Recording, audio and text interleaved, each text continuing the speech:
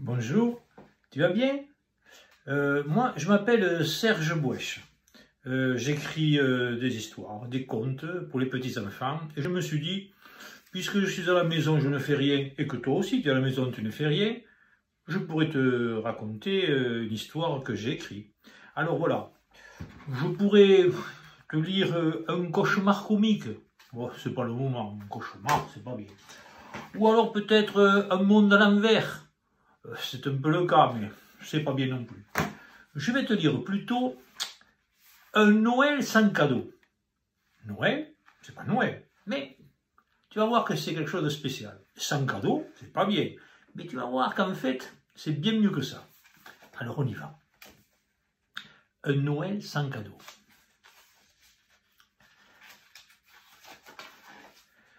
Demain, ce sera Noël. Et Titou n'aura pas de cadeau. Titou a 7 ans, et cela fait 7 ans que Titou n'a pas de cadeau pour le jour de Noël. Quand il avait 1 an, 2 ans, 3 ans, 4 ans, 5 ans, 6 ans, il n'a pas eu de cadeau comme les autres enfants. Maintenant, Titou a 7 ans. Demain, c'est Noël. Et il n'aura pas un seul petit jouet, pas un seul bonbon, rien. Pourtant, Titou est un petit enfant adorable, gentil et obéissant. Sa maman et son papa disent que c'est l'enfant le plus gentil du monde. Mais Titou sait que ses parents ne disent pas la vérité, car Titou n'a jamais vu d'autres enfants depuis qu'il est né. Et ses parents, peut-être non plus. Ils disent ça pour faire plaisir à Titou. Aujourd'hui, c'est le 24 décembre et Titou garde l'espoir d'avoir un petit cadeau pour Noël. Il dit à ses parents, « Maman, papa, est-ce que je peux mettre mes chaussures devant la cheminée ?»« Bien sûr, disent ses parents, avec une voix un peu triste. Cependant, Titou, tu sais bien que le Père Noël ne t'amènera pas de cadeau. »« Et pourquoi le Père Noël ne m'amènera pas de cadeau? Je suis gentil pourtant. » La veille de Noël, chaque année, le petit Titou pose cette même question. Il connaît déjà la réponse de ses parents, mais il pose quand même cette question avec l'espoir d'entendre une réponse différente, une réponse qui lui donnerait un peu d'espoir. Cependant, comme chaque année, le 24 décembre, ses parents lui font la même réponse.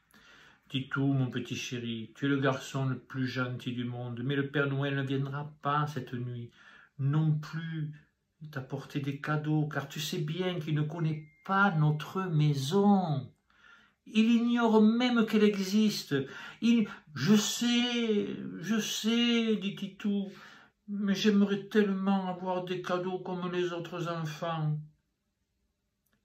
La maison de Titou et de ses parents est une petite maison construite avec des branches et son toit est couvert de paille.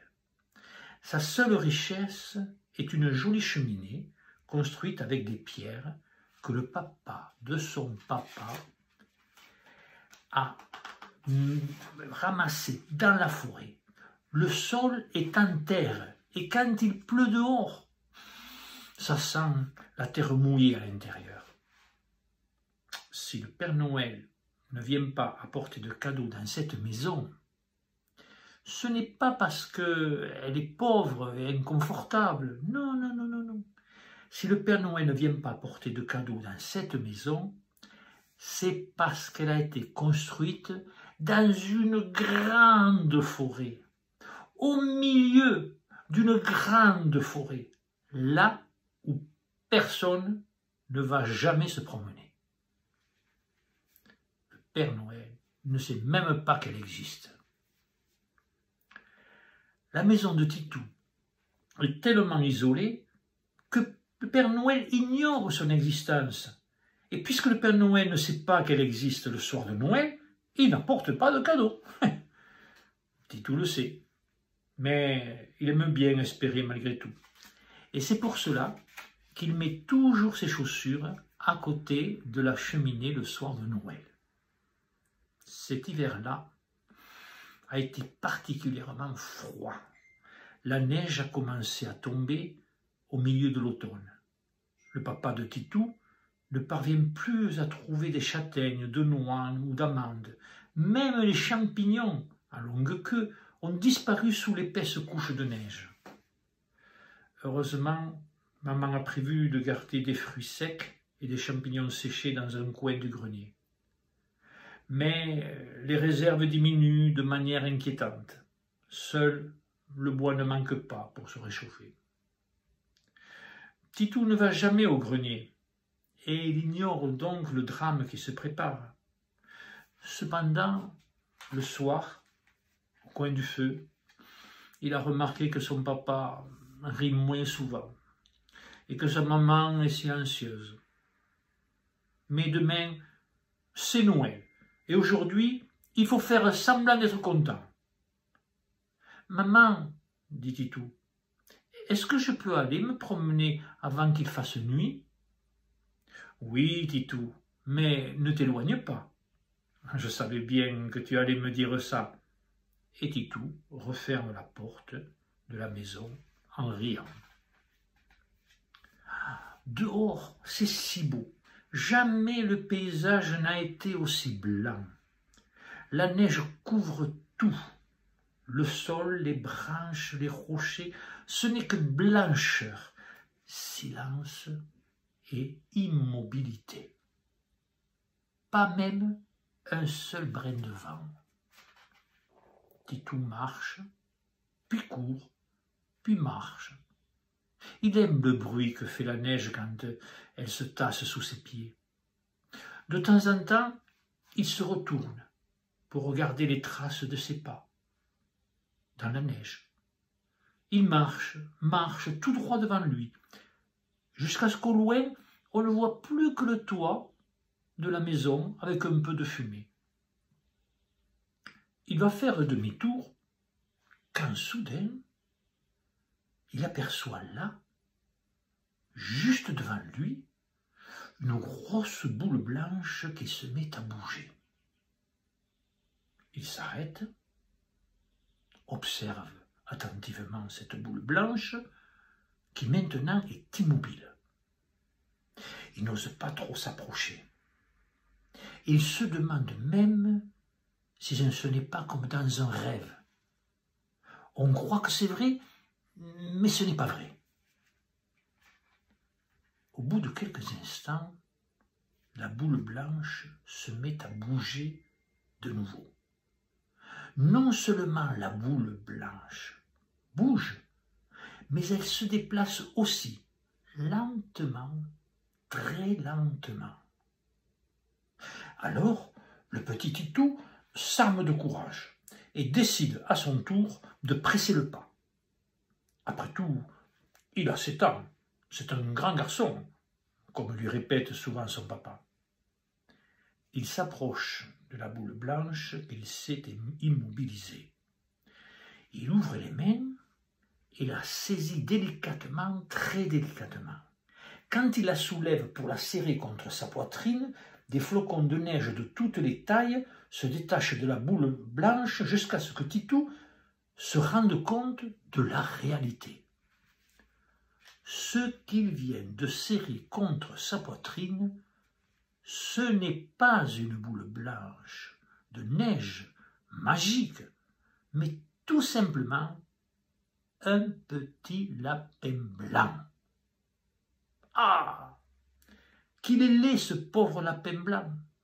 Ses poils sont débouriffés et sales par endroits. Ses yeux sont gonflés et presque complètement fermés. Sa patte arrière gauche pend comme une chaussette trop grande, et il a une oreille dressée et l'autre pendante. Un vilain petit lapin. Mais il semble tellement malheureux et abandonné que le petit Titou a pitié de lui. Il décide donc de le ramener à la maison pour le réchauffer et le soigner, avec l'aide de son papa et de sa maman. « Maman, papa, venez voir vite, j'ai rencontré un petit copain dans la neige. » Quand ses parents voient le petit lapin en si mauvais état, ils pensent qu'il vaut mieux le relâcher dans la nature. Mais leur regard se pose sur le lapin, puis sur les 2 petites chaussures de Titou bien rangées devant la cheminée. Demain, Titou n'aura pas de cadeau. Le Père Noël ne viendra pas. Alors la maman et le papa de Titou comprennent vite que ce petit lapin est arrivé au bon moment. « C'est d'accord, dit papa, d'une voix forte et joyeuse. Moi, je vais le réchauffer au coin du feu, et je vais lui soigner la patte et l'oreille. J'ai conservé quelques plantes qui valent bien mieux que des médicaments. »« C'est d'accord, dit maman, d'une voix douce et joyeuse. Je vais lui préparer une soupe chaude, avec beaucoup de carottes. Il m'en reste quelques-unes dans le garde-à-manger. Mais d'abord, je vais lui donner un bon bain tiède. Ça lui fera du bien. » Titou est fier d'avoir des parents aussi gentils et compréhensifs. Il se penche doucement vers l'oreille dressée du petit lapin et lui murmure. « Tu vois, petit copain lapin, on va bien te soigner. » Alors, il semble à Titou que le lapin ouvre un petit peu son œil droit, mais il n'en est pas sûr. D'ailleurs, un lapin, ça ne comprend pas notre langage, pense Titou. Le petit lapin a été lavé, sa patte et son oreille ont été soignées, son ventre a été bien rempli avec une bonne soupe tiède à la carotte. Le petit lapin est maintenant couché dans une corbeille avec un peu de paille au coin du feu. Le petit lapin ouvre ses 2 yeux qui brillent comme 2 petites étoiles dans l'obscurité de la pièce. Ah, il se sent bien dans cette maison, et puis il s'endort. La maison est silencieuse. Titou, maman et papa sont allés se coucher. Il est tard. Titou est dans son petit lit, bien blotti, pour ne pas avoir froid. Il ne dort pas encore tout à fait. Il sommeille. Il pense à son petit copain, le lapin. Il pense aussi à ses chaussures bien rangées devant la cheminée. Il sait bien que pour la 7e fois depuis qu'il est né, il n'aura pas de cadeau. Mais ça ne fait rien. Il aime s'imaginer que cette nuit, le Père Noël se rendra enfin compte qu'au milieu d'une grande forêt, il y a une jolie petite maison avec un gentil petit garçon de 7 ans. Et alors, il descendra par la cheminée et déposera tous les cadeaux qu'il n'a pas portés pendant 7 ans. Et plus encore, Titou se met à compter dans sa tête, dans ses rêves, tous ces cadeaux. 1, 2, 3, 4, 5, 6, jusqu'à ce que le sommeil commence à l'envahir. Alors que Titou commence à s'endormir, il sent quelque chose qui chatouille ses pieds. Il sursaute, assis dans son lit, ses mains cherchent la cause de ces chatouillements. Soudain, sa main droite reconnaît les poils doux du petit lapin. « Mais, petit lapin, tu es un coquin. Pourquoi n'es-tu pas resté à côté de la cheminée dans le petit lit de paille que t'a fait papa? Peut-être as-tu peur du Père Noël? Mais non, ce n'est pas à cause de lui, puisqu'il ne viendra pas dans cette maison.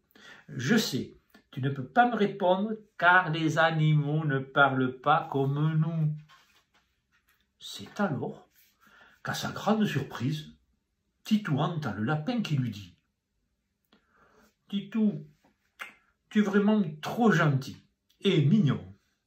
Il faut que je te dise la vérité, toute la vérité. Je ne suis pas un lapin comme les autres. Je suis le prince de la forêt. Je parle toutes les langues, le français, l'anglais, l'espagnol, le chinois, mais aussi la langue des oiseaux, des renards, des cerfs, des chevreuils, des escargots. Ça parle, les escargots, dit Titou, les yeux et la bouche grande ouverts. À leur manière, oui, ça parle, les escargots, et même les limaces. Mais je suis aussi capable de me transformer. Et surtout, je suis capable de réaliser le vœu des êtres vivants qui le méritent le plus. Cette année, pour Noël, j'avais décidé de me transformer en lapin malade.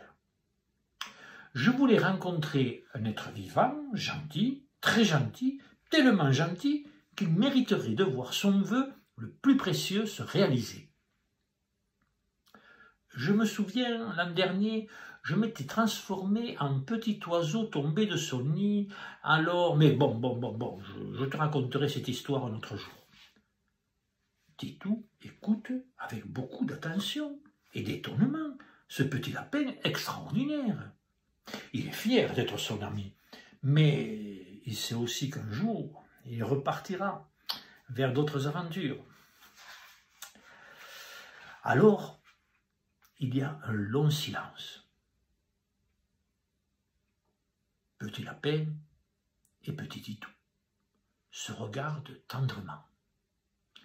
Puis Petit Lapin interrompt ce silence par un long soupir traduisant tout le bonheur qu'il a en lui. « Ah, merci Titou, tu es adorable. » Où en étais-je? Qu'est-ce que je disais, dit le lapin, en agitant avec vivacité ses longues oreilles bien dressées. Tu disais... Ah, oui, je m'en souviens. Je disais que je voulais rencontrer un petit être vivant, gentil, très gentil, tellement gentil, qu'il mériterait de voir son vœu s'exaucer. Eh bien, je suis très content car je l'ai trouvé. C'est bien toi le plus gentil de la forêt. Alors voilà, tu vas faire un vœu, et un seul, car tu ne pourras pas en faire un autre. Ça y est, petit lapin, je connais déjà mon vœu le plus précieux. Non, attends, ne te presse pas. Je ne veux pas t'influencer ou décider pour toi. Mais par exemple, n'oublie pas que c'est la nuit de Noël, que tu n'as jamais eu de cadeau depuis 7 ans, que, petit lapin, j'aime bien le vœu que j'ai choisi, ce n'est pas la peine que tu essayes de m'aider, mais je t'en remercie. Alors, vas-y, dis ton vœu, petit Titou. Ce que je souhaite, plus que tout, c'est que tu ne te transformes pas en petit animal qui souffre et que tu restes toujours mon ami. Car un ami, ça vaut bien mieux que tous les cadeaux et tous les jouets du monde. Et puis, le petit lapin alla s'endormit et Titou s'endormit aussi. Quand le matin arriva, quand Titou se réveille, il fait jour. La neige a recommencé à tomber et pourtant dans la maison, il fait plus chaud que les autres jours. Titou pense à ses chaussures rangées à côté de la cheminée. Il descend doucement sans faire de bruit, comme le font les enfants le matin de Noël pour découvrir les cadeaux. Titou sait bien qu'il n'aura pas de cadeaux, mais il aime bien faire semblant. Quand il penche la tête pour regarder la cheminée, il ne peut s'empêcher de pousser un grand cri. Un cri de joie, un cri tellement fort que sa maman et son papa tombent du lit. Les pieds entravés dans les draps, il se précipite pour rejoindre Titou afin de comprendre les raisons de ce cri. C'est une merveille. Des cadeaux, il y en a partout. Autour des chaussures, bien sûr, mais aussi sur la table, les chaises, l'armoire. Il en peint même au plafond avec des fils multicolores. Le feu crépite avec de belles flammes dans la cheminée et éclaire cette scène extraordinaire. La maman et le papa de Titou restent muets. Ils ne peuvent pas prononcer un seul mot. jusqu'à que la maman de Titou ouvre la porte de l'armoire et s'exclame émerveillée. « Oh là là! Oh là là! Oh là là! Oh là là !» Elle répète ces mots sans cesse. Et Titou et son papa lui disent d'un ton impatient. « Mais quoi? Oh là là! Oh là là !» Et la maman continue à s'exclamer. « Oh là là! Oh là là! Oh là là !» Titou prend son papa par la main et l'entraîne de rejoindre sa maman de l'armoire grande ouverte. Et tous les trois s'exclament. « Oh là là! Oh là là! Oh là là !» En effet, il y a devant eux, dans le placard, plusieurs grands plats de porcelaine remplis de pièces d'or. Il y en a des dizaines, des centaines, peut-être des milliers. Une fortune immense. Parmi ces pièces d'or, il y a une lettre. Le papa de Titou prend la lettre et se mit à la lire d'une voix grave et pleine d'émotion. C'était une lettre qu'avait laissée le petit lapin pour Titou. « Cher Titou, merci pour ta gentillesse et ton amitié. Merci pour le vœu merveilleux que tu as fait. Je reviendrai bientôt, transformé en petit garçon de ton âge, et je resterai toujours avec toi, ta maman et ton papa. Tous ces cadeaux, vous les avez bien mérités. Je vous aime pour toujours. Signé Petit Lapin. » Post-scriptum, j'avais oublié. J'ai prévenu le Père Noël qu'au milieu de cette grande forêt, il y a une jolie petite maison avec un petit garçon de 7 ans adorable. Il m'a promis que chaque année pour Noël, il viendra avec grand plaisir apporter de beaux cadeaux. Voilà.